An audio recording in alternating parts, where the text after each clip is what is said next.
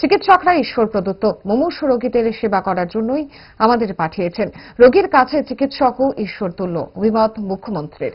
আজ ত্রিপুরা অবসরপ্রাপ্ত চিকিৎসক সংগঠনের 20তম বার্ষিক সম্মেলনে যোগ দিয়েছিলেন মুখ্যমন্ত্রী ডক্টর মানিক সাহা। রাজধানীর টিভি অ্যাসোসিয়েশনের সভাকক্ষে আয়োজন করা হয়েছিল এই সম্মেলনে উপস্থিত ছিলেন রাজ্যের প্রথিতযশা চিকিৎসকরা। সম্মেলনের সূচনা করে মুখ্যমন্ত্রী ডক্টর মানিক সাহা তার আলোচনায় তুলে আনেন সমাজ জীবনে চিকিৎসক সমাজের অনবদ্য ভূমিকার কথা।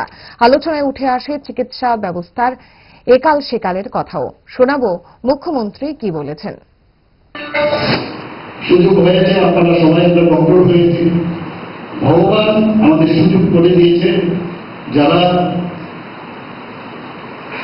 সাফারিং পিপুল, তাদেরকে সেবা করার জন্য আপনাদের ভগবান যাদের মেরিটে হয়েছে সেটা অনেক জিনিস, কিন্তু ভগবানের আশীর্বাদে কিন্তু আপনারা এই জায়গাটা আপনারা দিয়েছেন, এই সুযোগটা আপনাদের দিয়েছেন।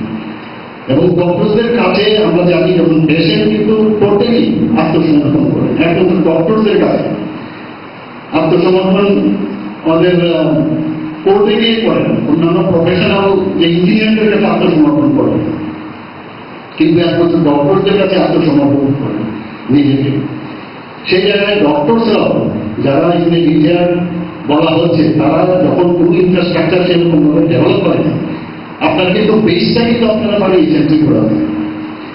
এবং এখনো এক একজন যারা কীর্তিমান যারা আমাদের ডাক্তারবাবুরা ছিলেন, তাদের নামে ত্রিপুরার বহু আমাদের ফ্যামিলির মধ্যে আমরা দেখেছি যে বাইরে গেছে, বড় বড় ডাক্তার দেখাচ্ছে নাম করা, তারপর বলছে না যদি সেগুলিকে একটু ফোন করে জিজ্ঞেস করতে হবে ওষুধটা ঠিক আছে। এরকম একটা অবস্থা ছিল ওই সময়, এত কাজ করেছে। আজকে সুপার স্পেশালিটির অভাব নেই। ফাস্ট ফুড তো ফাস্ট লাইফের একটা পার্ট, সো প্রবলেম তো হবেই, বাট আমার সলিউশন তারা। 5 দশক ধরে গ্যাস, অম্বল ও পেটের সমস্যার একমাত্র সমাধান গ্যাস নল।